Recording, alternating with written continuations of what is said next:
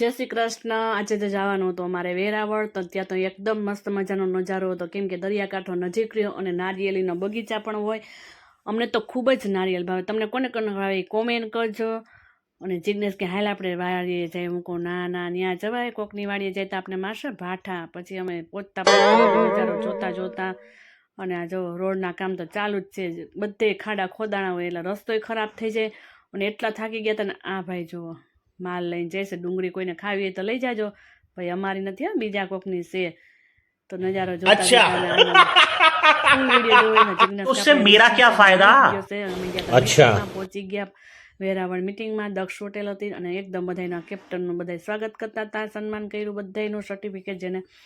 તો પછી જો એક પછી એક બધાનો વારો આવી ગયો, જિગ્નેશનો પણ વારો આવી ગયો। તો અમે તો આ બધી ઓર્ગેનિક દવા પટ માર્યો છે। તમારે કોઈને મારવું હોય તો કોમેન્ટ કરજો, લાઇક કરજો, શેર કરજો અને સબસ્ક્રાઈબ કરવા ના ભૂલતા। સબસ્ક્રાઈબ ન કર્યું તો ફટાફટ કરી દેજો। જો ત્યાંથી પાછા વળ્યા હતા તો વરસાદ કે મારું કામ, વરસાદ એટલો બધો વરસ હતો, અમે એક જગ્યાએ ઊભા રહી ગયા, કેમ કે રેનકોટ તો હતો નહીં, તો ઊભું જ રહેવું પડે। લાઇક શેર સબસ્ક્રાઈબ, મળીએ।